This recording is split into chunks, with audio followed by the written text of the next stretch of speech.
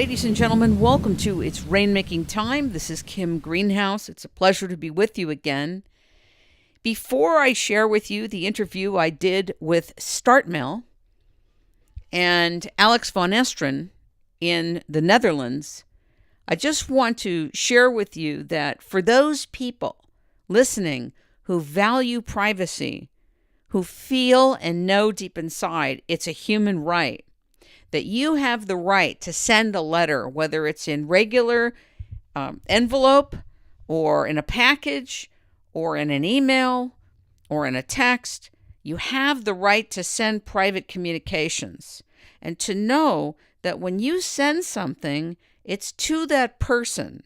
It's not being captured and archived and stored by anybody. So if you're one of those people, this is definitely a show for you. Startmail started off with Startpage, and Startpage was an anonymous search engine. We had interviewed them a few years back. And I'm a Startmail user, and I use it when I send sensitive communication, legal communication, business communication, trademarking, all kinds of applications that I want to make sure are private. Nothing in the United States, where I'm from, is private. Nothing. Those days are long over. So when you send a contract to somebody, to a Gmail, a Hotmail, a Yahoo, not only is it highly hackable, but all those companies, if they want to, can read your emails. There's nothing private about what you're sending. And what's interesting to me is that when the owner of LavaBit shut down his email service that was encrypted because he got a national security letter that basically also gagged him from talking about it, he ended up, instead of handing over all the emails or handing the back door to the email system, shutting the whole service down. He didn't want to compromise his users. And right now, if you live in the United States, and it's not just here, it's also in other countries, there is no private email. There are no private electronic communications. So for those of you who have that interest, not because you have anything to hide, but because your data and your information and what you're doing deserves the protection in the same way you would lick an envelope or wet an envelope and close it when you take it to the post office, Startmail is an option for you. And it's a company that's in the Netherlands.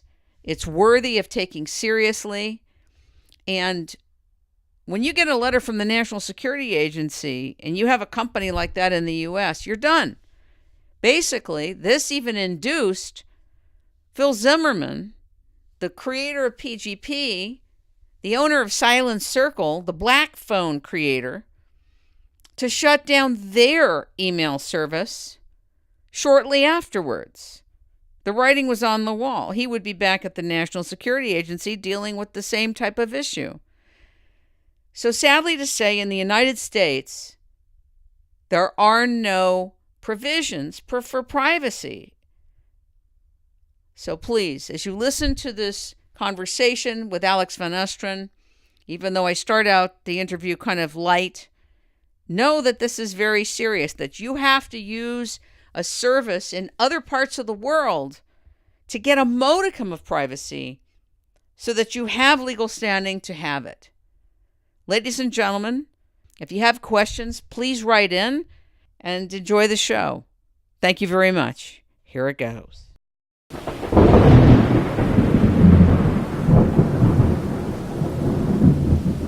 It is a great day at The Hague, and you wouldn't believe who's here.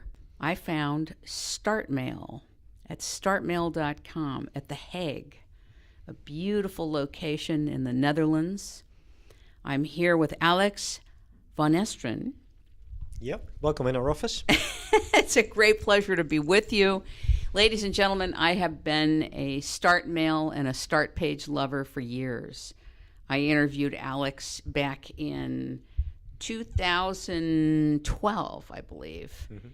And so much has happened in the area of data retention, privacy, what's going on in the world, revelations about what it really means to keep your emails private, the question of whether privacy is really necessary. We're here at The Hague in his office, and I've had a chance to meet his team and understand by sitting with him the last hour and a half the history and background of StartMail and StartPage. And it's absolutely fascinating, their journey, how they've developed this, what's up and coming.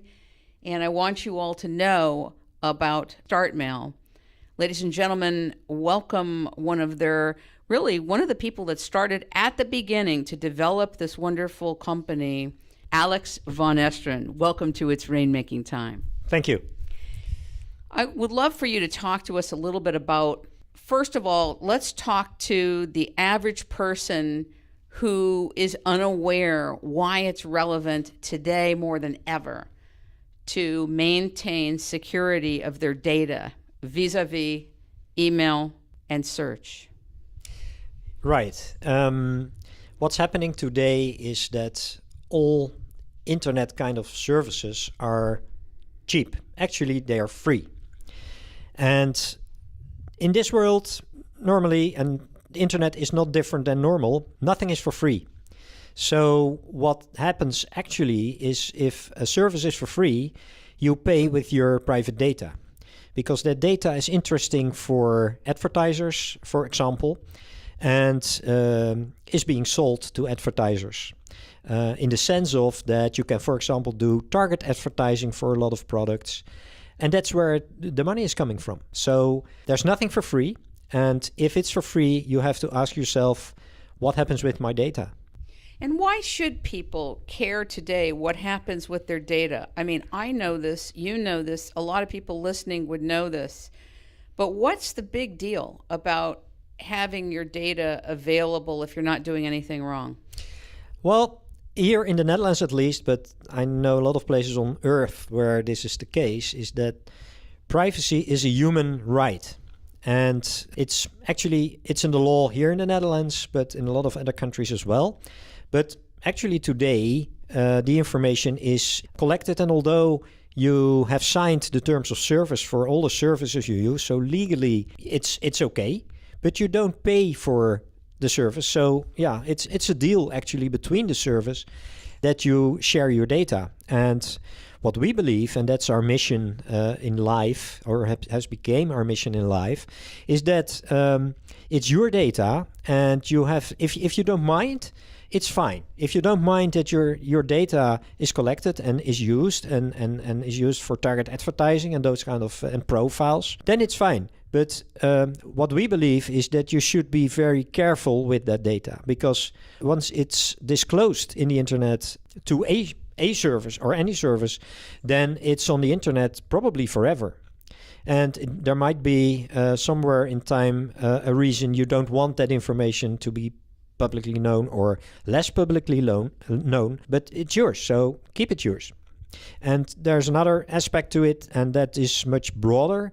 And I'm a very, very positive person, but there's one natural law in life, and that is history repeats. And we have seen many privacy breaches in the past, and not only online, even far before the internet was existing. We have seen situations in the world where information was abused or used actually to follow people, to even murder people. And that's something you always have to keep in mind. And it might be that you trust the government today, but you might find it differently tomorrow or the day after tomorrow. Talk about the example of the post box. I thought that was a very, very good example to the public of the application of when data is collected. It's very much like, I think you said, somebody standing at the post box. Yeah, right. Talk about that. Right. I mean, what we actually did with StartMail is, of course, a secure mail environment. So your inbox is secure. That's one. That's the most important, of course. But what does that mean before you get to the other important thing? What does that mean it's secure to the people listening? That means that, for example, in StartMail, we offer a vault, a user vault. That means if you're logged out of your account, your vault is closed. Nobody can get into your inbox if you're logged out. not possible at all. Even if we would be forced to look into it, we can't. We simply cannot. We do not store passwords, and the vault is closed. That is a very important aspect, because what happened in the past at least one I know of, but probably more, that governments, for example, ask, give me the information of person ABC, but at the same time give me everything, because that's possible as well, right? So yeah, then you have to protect yourself as a service provider, which you probably can't. But in our case, that situation can never happen because of those closed vaults, because it's closed. It's all encrypted, and it only can be opened by the person itself. The second, very easy privacy feature is if you delete something in the internet, it's deleted for 100%. So it will never appear anywhere. It can never appear anywhere. And you have to doubt if that happens with other email services as well. Probably not. I think it doesn't. One of the things I like is that you're fully independent. And being fully independent also has a balancing act to do, which means you're dealing with servicing privacy and at the same time being in the real world on a commercial level. So you have both. You have the integration of both. Talk a little bit about how it is that you're independent and why that helps you scale and make a better and better and better evolving product. Our company is financed by ourselves, so we don't have capital investors involved. We earn money with the search engines because we display sponsored results on our result page, and that's how we finance StartMail. So that means that we are independent, and so for example, when there are capital investors involved, there might be a day that the money aspect becomes more relevant than privacy, which you can't control if that happens. In our case, that doesn't happen. It can't happen because we finance ourselves. But what happened is over a period of time, you evolved into an independent company that could enable its own products. So you have the finance side or the economic side, which is in coherence with the mission side. Right. To me, this is a whole system. Yeah. Where in many companies, one of the things that happens with new startups and new companies and inventions and discoveries is that the finance side is not in coherence, in synergy with the mission. Right. And then you have one that completely takes over the other, because that's usually what happens. Yeah. So this is a very important part, that you are financially able to scale this any way that you want and develop it over time. Right. And continue to develop it without having to answer to pure financial people. Yeah. And that this is really important, everybody. Yeah, and we are a profitable company, as StartPage and StartMail as a whole, and that is a luxury on one hand. On the other hand, it's essential for our privacy mission. And for us, privacy is not just something we do today and we might do tomorrow, but it's a mission. We have built our entire business around privacy. So some people ask us sometimes, how do I know that you offer privacy today, but how do I know that you offer it tomorrow as well? And that is easy to answer. And of course, we have built our system securely, and we have put a lot of effort in penetration testing and all kinds of technical stuff.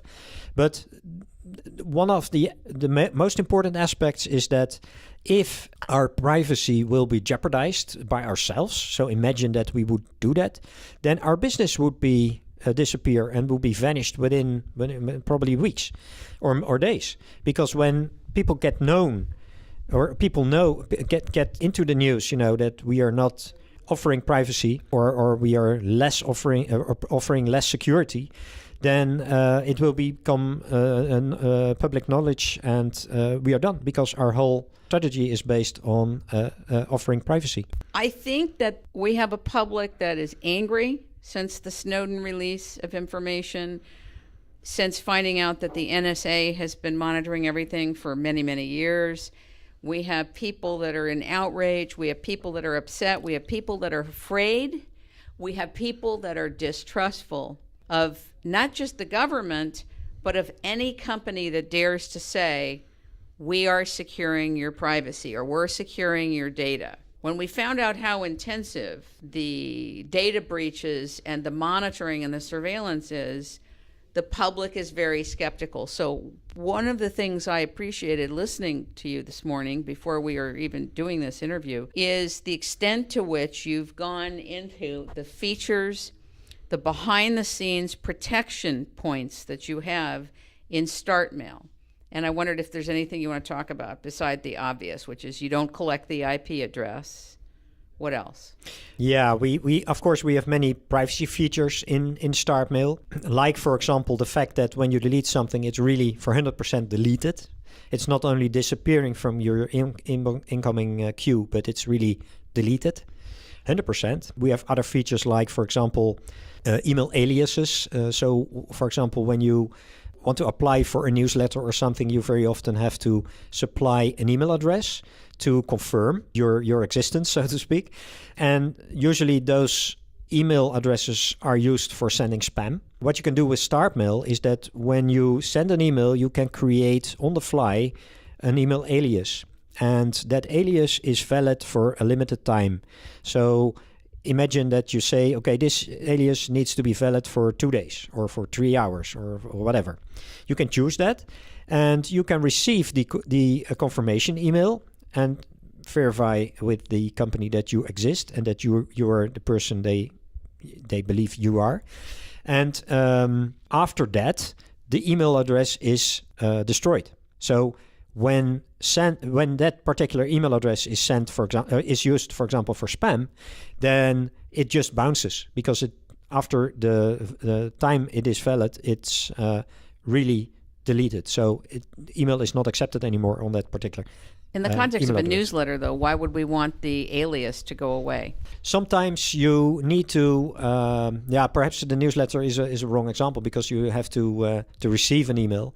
But sometimes for a service you have to apply for and you have to confirm your existence to receive a login, for example. And if you receive that login, you can log into that service. But usually for confirming that fact, not in all cases you should use your main email address.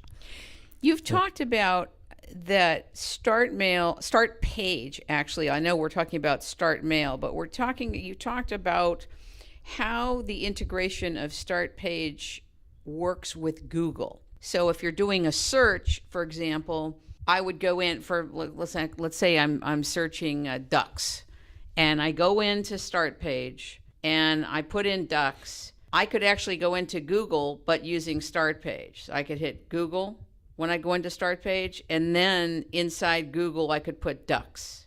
Does Google know I'm there? If you search for a Start Page, Google doesn't know that you are there. Because you can see it as a proxy, which is in between the user and Google. So the only thing what Google will see is the search term and will see our IP address of start page. And the user is completely out of that picture. So there is no profile built in any sense in this situation. Is that true also with YouTube? With YouTube, that's not searching, right? So if you go... Well, people search YouTube videos and it's owned by Google. Right. But then you search via you can't search for... searching means that you send your search query to Google or Yahoo or whatever search engine you use. And that's different from using a website, and playing, for example, YouTube movies, right?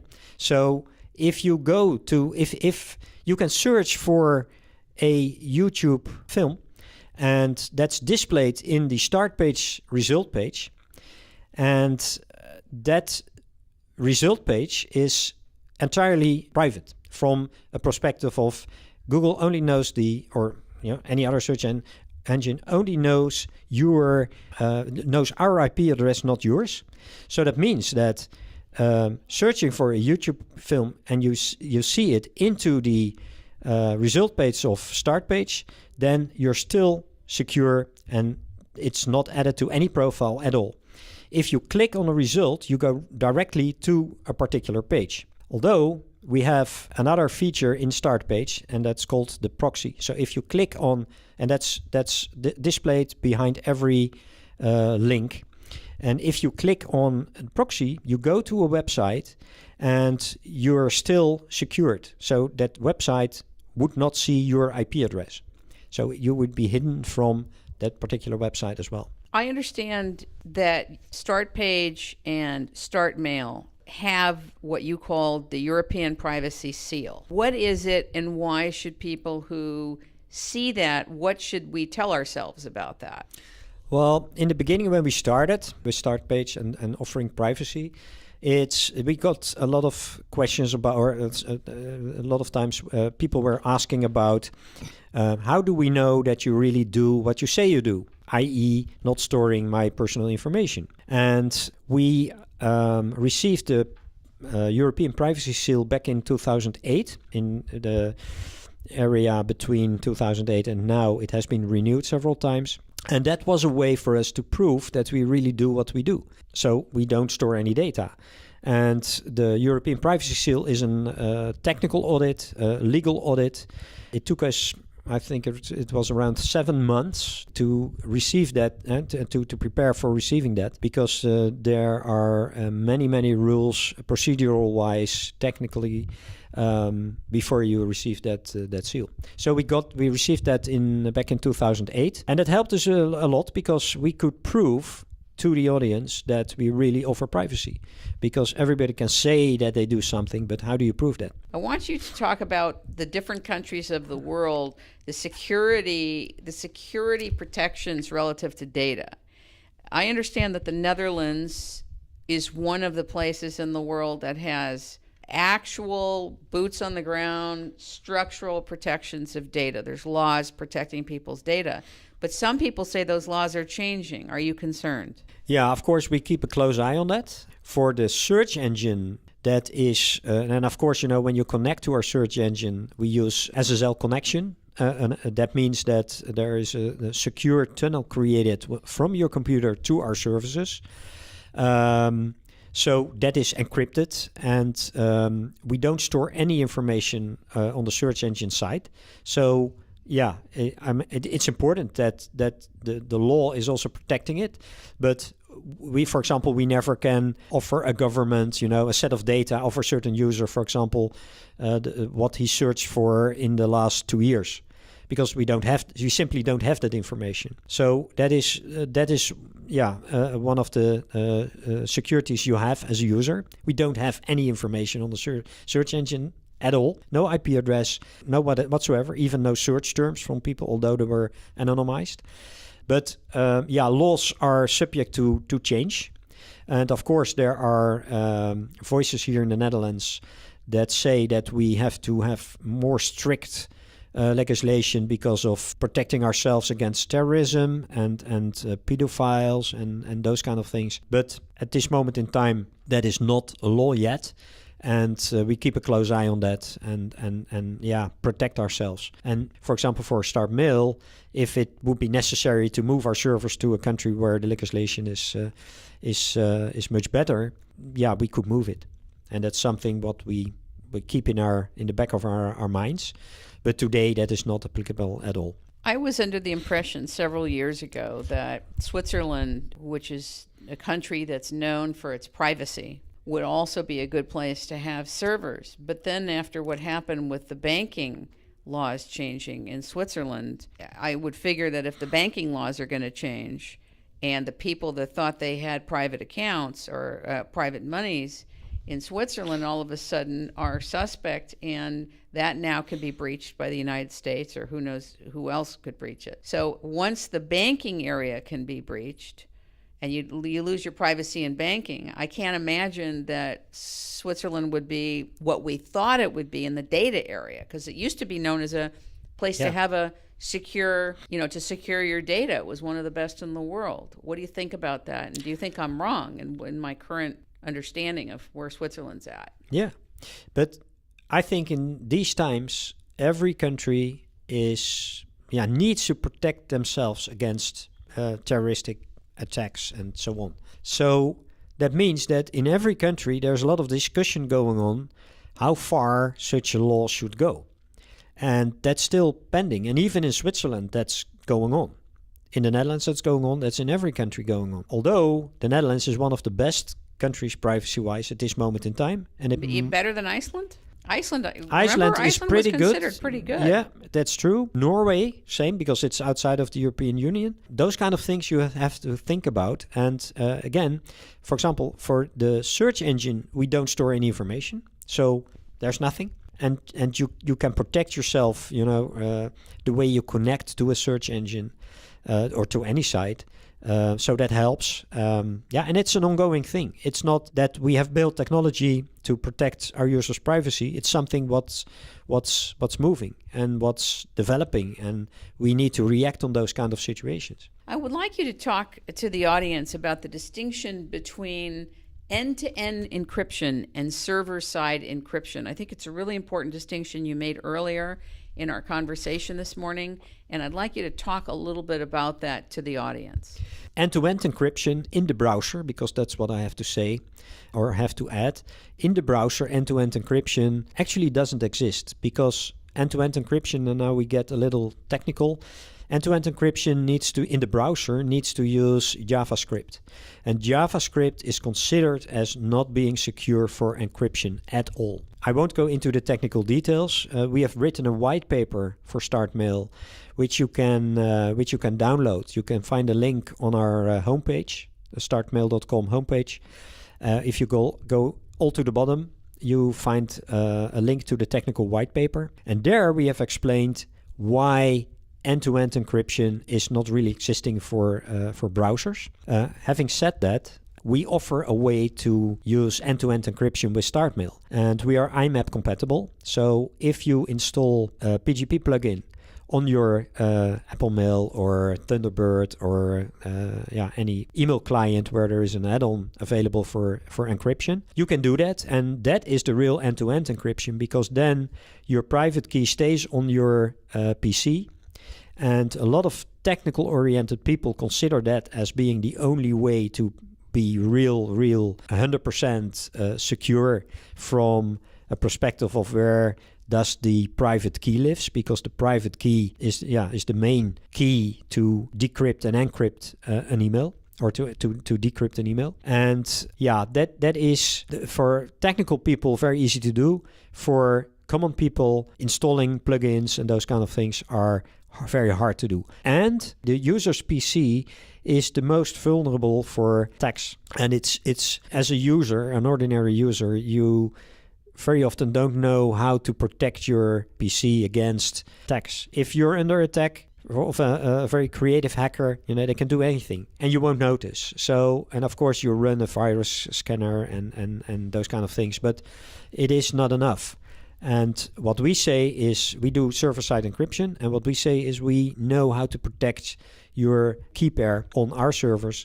And that means when I talk about key pair, don't forget that the key pair is encrypted as well. Talk about the server side. What does that mean? Translate that down first, if you would. Yeah, the server side means that we decrypt the emails on our servers instead of on the user's device. And keep in mind that protecting your device is very hard for a lot of people. For technical people, it's controlled more or less because they know how to do that. But for the ordinary people, that's hard. So it could be that end-to-end encryption even introduces an extra factor, an extra vulnerability factor, actually. So we know how to protect the key of the user. And you can count on the fact that we do that very, very carefully. And we have built our systems based on the privacy by design principle. So, security is number one, because you can imagine that a service like StartMail is subject to attackers, of course, because we claim that we are secure. So we have, put a lot of effort into the security side of building our systems. But that's a purely technical kind of thing. Phil Zimmermann, who built PGP, Pretty Good Privacy, built a fabulous product and paid dearly for it for many, many years. The NSA went after him because they didn't want PGP to be existing in the world. And yet, in 2007, I was asked to use PGP, and it was so complicated for me. I'm not a programmer. I'm unfamiliar with it. I couldn't use it to receive sensitive documents. So I really think you're doing a great service to the work of Phil Zimmermann by having made PGP accessible to people, because it's really not about the technical really should be in the background. What you did is you made it user-friendly, and you made it accessible to people like me and anybody else who has sensitive documents, or you're in the middle of contracts with people and you don't want that all over the place. It's a real service that you've done, and a kind of an honor to the founder of PGP by doing what you did. And I'm sure he knows about StartMail. Yeah, we talk frequently to Phil, and of course we ask for advice as well. And it's a very interesting person to talk to, of course, because he is the father actually of PGP encryption. Yes, he invented the mechanism quite a long time ago, and it is our mission, to make this mainstream. And for 27 years, it has been a technical kind of way to communicate from A to B. And our mission is to make this user-friendly, and people can use it seamlessly. One of the things that happened when the new president came into the United States, and I'm not a political person, I'm not making a political statement, but I just want to say that depending who's in power at the time in each country, a president could come in and demand that all phones, all email, all communication be uncrypted or decrypted. Not just decrypted, but uncrypted. You can't secure through encryption anything. And this is one of the things that's going on, is that there's so many changes happening in so many different countries. I know when there was a terrorist event in San Bernardino, California, and Apple didn't want to unlock their whole network, it became a big brouhaha. And I can't remember, I think it was then Donald J. Trump as a person was saying, I think it was when he was running, that he would force Apple to decrypt the whole network. And, when you see people die and you see things that happen, you get it on the news, it's easy to go to the side of this one event or several clusters of events around the world. But billions of people or hundreds of millions of people are more vulnerable to attacks, home invasions, violence, and pure disruption by having all their data just out there. So I think it's something that people really need to think about and think carefully about. I'm sure you've thought about it as a company, that there may be some countries that put on their books the laws, cannot encrypt anything. What do you think about that? And do you know of countries like that? Yeah, well, probably the most important feature, if we may call it a feature, of our company and product is the fact that we are based in Europe. We are a Dutch company. For StartMail, for example, where we keep inboxes, of course. So there's personal data in those inboxes because we have to maintain the inbox of our users. The start page is different because we don't store any data, so there is no data at all. But we are a Dutch company, so we are under Dutch legislation, and probably that is the most important feature or fact, that we are operating against Dutch law. And that's completely different than, for example, an American company who is operating under the Patriot Act, because every American company is under the Patriot Act, and the Patriot Act makes it possible for the government to do anything they like. And that is a big, big difference. And therefore, people everywhere in the world should consider using European services instead of U.S. services. And it's sad but true. It's really where it's at now. Yeah. It's so overreaching what's going on. I just can't, even if people, let's say we're not talking about inventors, and we're not talking about politicians, and we're not talking about public figures. You're just simply talking about securing your data for life. In other words, you have a protocol, kind of like brushing your teeth, flossing your teeth, taking care of your teeth. You have a protocol every day of doing that with your data. You make sure that your data is clean, that you are storing it properly, it's being taken care of properly, because the changing political and economic climates it can change on a dime in a minute. Yeah, right. And once the information is out there, you don't know what's happening with it, right? So therefore, it's so important that and we believe, the fact that we are a European, Dutch company, that makes a huge difference, even for the search engine. Because although we have servers in the United States, you could choose, by the way, to use the Dutch servers if you like, but we are under Dutch jurisdiction. So that means that if a government somewhere in the world needs to have information about somebody, citizen or whatsoever, they need to go through the Dutch legal system. So there needs to be a Dutch judge who finally could force us, because we are not under or above the law. So if, for example, a government believes that they should have the information from us, for example, is this user using your search engine? What is his search query? Well, first, we don't have that information from the history. But if we would be forced in any way or form, it needs to go through the Dutch court. And by the way, that never happened till now. And not for Start Page and not for Start Mail. So yeah, it is the best protection you can get. And it's a huge difference compared to the Patriot Act.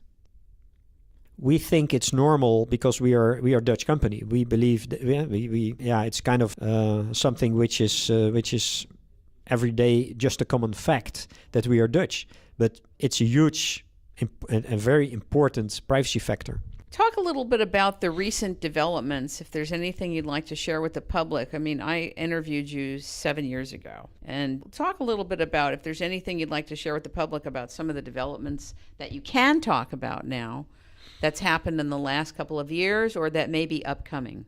Yeah, you will see some new upcoming features in Start Page, and you have probably seen those. For example, we display maps. Much more severe than in the past. So if you search for a certain city, you get the map of the particular city you're searching for. That's something what happened in the last half year, something. We are working on increasing the proxy feature big time. That will be really a difference. Of course, that's always the case. Security measurements we have to take, and we are increasing on that. So in the next coming months, you will see severe new developments in that area. From the Start Mail perspective, we are working already for 8 months to, in fact, it's longer, but really building is since the beginning of this year, is that we will change our front end. So the look and feel of Start Mail will be entirely different. And will be much more intuitive. Intuitive, and it will be mobile friendly, of course, because that's something what we need to increase on, and we need to make that more severe on mobile devices, and that's coming up probably in Q2 next year, Q1, Q2. I want to go back because I had asked you another question. We were talking about the server side of encryption. And you were talking about the key. Can you explain that a little bit more? Well, that is the incoming email flow, right? That's what you mean. Yes. So if I talked about and this is just, I mean, privacy is in the details, right? Or the devil is in the details. Yeah, absolutely. When I told you that your vault is entirely closed when you log out. But imagine you're on holiday and you don't log in for 2 weeks or for a day or for whatever. When an email arrives for your inbox 5 minutes from now, the vault is closed. So we cannot deliver the email into the vault. We just need to keep it till you open the vault, and then we can put it into your vault and display it in your inbox. What we did, we developed a very clever way of receiving that email and immediately encrypt that email with a separate PGP key. I won't make it more complex than necessary in this interview, but as soon as the vault is opened, we could decrypt it and put it back into your inbox. So if an email arrives and you do not imagine that you do not log in for years, then the incoming email will be encrypted and can't be decrypted till you open your vault to deliver it. So also the incoming emails during your vault is closed are encrypted. Those kind of features are and technical measures actually to protect the privacy of our users is built in an effective way. And again, I spoke about that. So while white they're in paper. waiting, they're basically encrypted. They're encrypted, right? So and they can't be decrypted till you open your vault. Great. And you can read more about this in our white paper as well, because privacy is transparency, right? So what we have done, we have written a white paper in which we describe the decisions we took while developing StartMail, because there are always different ways of implementing technical features, and there might be trade-offs, or there might be advantages to do it another way, and that's what we described in our white paper. So even if you're more technical oriented, it's a very interesting document, because that's the transparency we offer our users. Have you ever had an email come into the vault and be lost, and would you know it? Well, it's it's like a paradoxical question. So if an email, let's say you send me an email, it's in the vault, and I go and I haven't opened the vault yet. No, so it's not in the vault then. So where does it go? Right? Where does it go while it's sitting encrypted somewhere? Where is it? It's in our system waiting to be delivered. So where it's exactly, I don't know. I'm not a Is it? I'm No, not a I developer. didn't mean that. I mean, is it encrypted in your system? Yeah, of so course. It's encrypted in your system before it even gets to the vault. Yeah. That I then open. Yeah. Okay. Just wanted to make sure. And once you open the vault, we can decrypt it, because the key pair, the private key of this incoming mechanism is in your vault. So before you open your vault, we cannot get access to that private key, so we cannot decrypt the incoming email. And every individual incoming email is encrypted individually. I wish you and Phil Zimmermann could work on the voting systems in America, because they're all hackable, and they all have man-in-the-middle potential interfaces for attacks. Yeah, that's the reason in the Netherlands we still have to vote with pen and paper.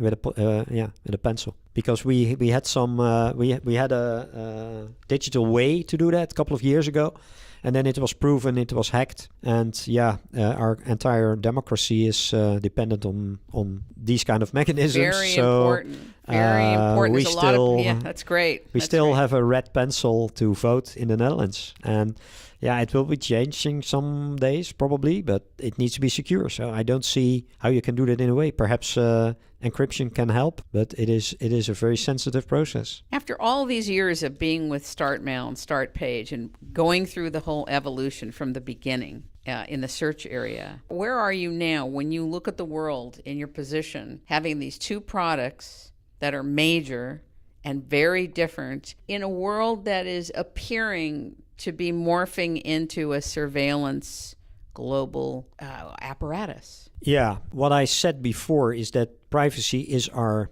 mission, our company mission. That means that we are, in every decision we take, privacy is key for any product. So having said that, StartPage is developing, and search is search, and of course we do maintenance and we create new features, but it's a running product, so to speak. StartMail, we have, what I told before is that we have redesigned that entirely. Not visible yet, but will become soon. And we have, of course, since we are live for 3.5 years with StartMail, we have learned really a lot about features being requested, about security, about how to make your email system severe in the sense of compatibility with other clients, compatibility with PGP clients.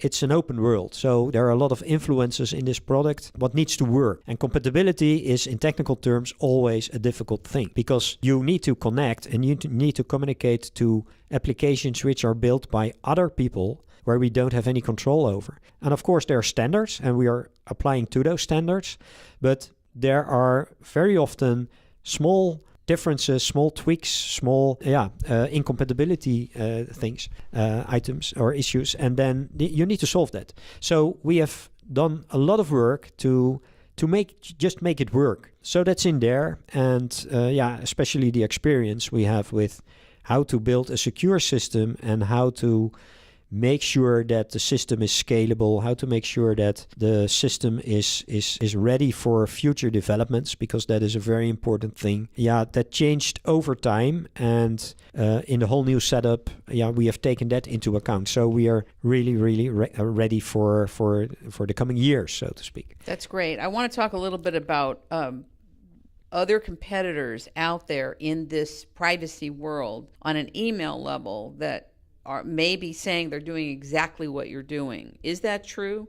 And it's just a different company with different applications and features? When people say, we're doing privacy too, where email's private, how do you know, how does the public distinguish between what you're doing and what other providers are saying they're doing? Because they hear it's the same. Yeah, they are the same. And it's very important to look into the details. So read about it and don't take everything for truth. We'll give an example of one discerning factor between, let's say, StartMail and other providers. How would I, as a consumer, look to know what to look for? Yeah. Because you're an experienced user. This is your space. This is a long-standing space you're in, the privacy world. And people in the privacy world know what to look for, but we don't know what to look for. So what should we look for? One of the important aspects is check out how long the company already exists, right? Because what I told before is that we build our products around privacy and security. So that is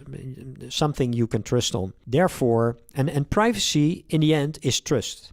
In the end, it's a technical product. You can't see what's going on in the background, and you need to trust the service. That's in any privacy-friendly and easy-to-use application. You need finally to trust the company behind it. Although we created as much transparency as we could, and it's a very important aspect of our whole product offering, to be transparent about choices, about what do we do, how is it set up, and what are the consequences of emailing to somebody else, and so on.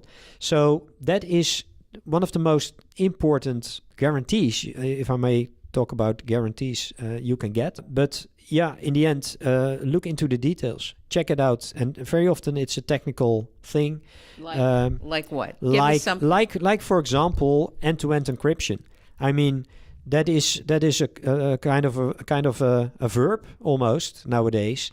But be sure that you looked into the details, because in the browser it's hard. It's very hard to guarantee, and you can't actually at this today. And of course, the technology develops, but today that's something. You have to and dig into it a little bit yourself, and go as far as you want to go, and look at how long the company exists, if you trust that company. Because in the end, privacy is always trust. And we have as StartPage and StartMail more and more, we have quite a large user base. We do, for example, for StartPage around 6 million searches a day, which is compared to the other search engines, not so much, but in absolute sense, it's quite some. It's really a severe operation. And that is something people will see. And of course, the amount of users using a service says something.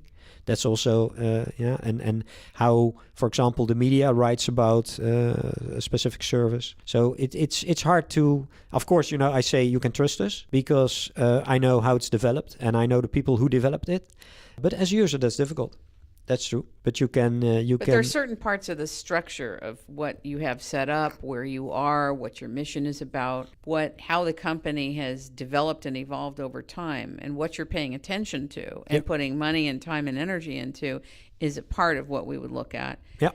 Do you have any knowledge of the Electronic Frontier Foundation? Are you familiar with them? I know them. Yeah, right. Because they work in the area of privacy too. Yeah. And everybody has to work together on what's happening.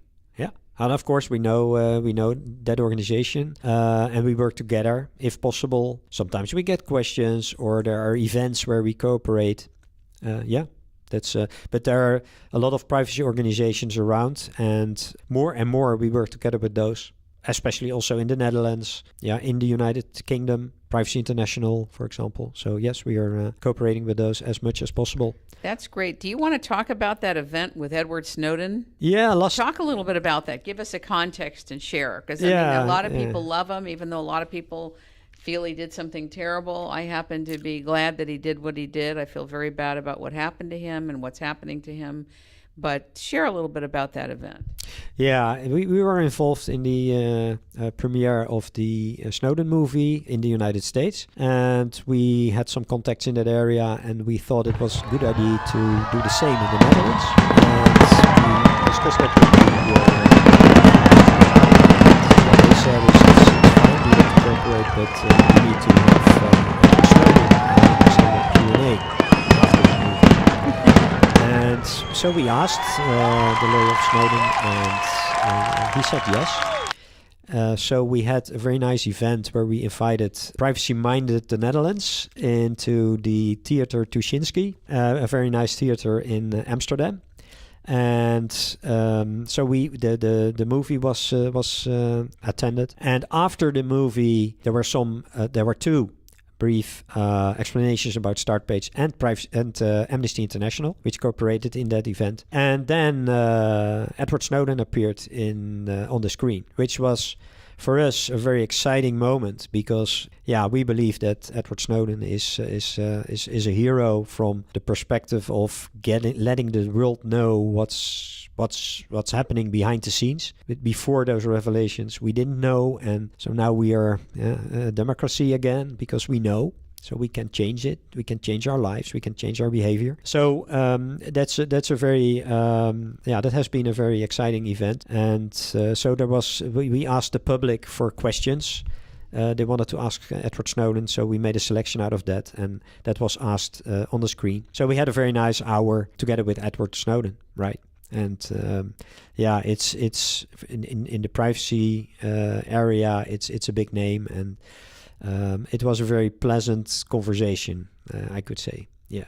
That's great. Well, I just want you to know that I really love the work that you're doing, and I'm very appreciative, because for the first time since the development of PGP, which was mostly inaccessible to the average person, now you can have private contracts. You have the potential to have documents go back and forth privately. You can have usable encryption, and you can search without everything you're searching being tracked and without becoming a target. And I just really want to thank you, and thank Startpage, and thank StartMail. And I'm so glad I came to meet you and see your company and meet your team, and to be out here in the Netherlands at The Hague. How do you pronounce it, The Hague? The Hague. It's called in the Netherlands. It's called Den Haag. Den Haag. But we call it usually The Hague in the American language. No, it was a pleasure to have you here in our office. And if any listener have any question to us, please ask them to our support email address,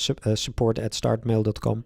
Every incoming email we will answer within 24 hours, so you always will get an answer. And if the first line can't answer your question, we are very happy to answer it from the second line. That's what we're doing here from The Hague. So yes, if there are any questions, please, or any requests for features, for example, or IDs, please let us know. And if you're coming in to StartMail or Startpage having listened to this show, and you want to let them know that's how you heard about Startpage or StartMail, you can put its Rainmaking time in either the subject area or in the body of the text. And I just really want to thank you and let you know that when good things are coming together, we say it's Rainmaking time. Ladies and gentlemen, you've been listening to Alex van Esteren. Yeah, very well.